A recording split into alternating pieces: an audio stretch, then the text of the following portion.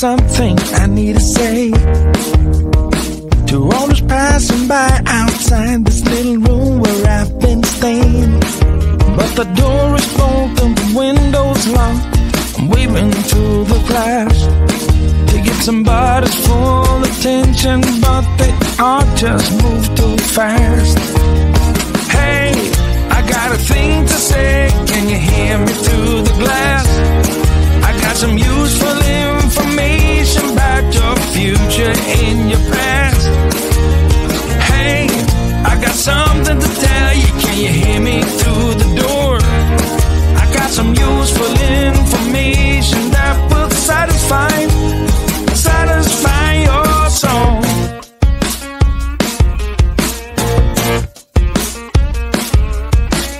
Looking through the keyhole. Hey mister, you look like you're up for a conversation. Got a minute or so?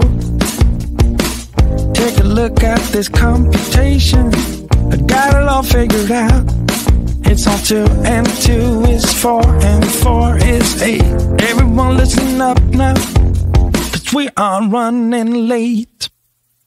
Hey, I got a thing to say, can you hear me through the glass?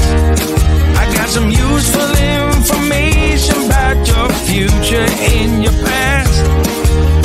Hey, I got something to tell you, can you hear me through the door? I got some useful information that will satisfy your soul. Hey, I got a thing to say, can you hear me through the glass?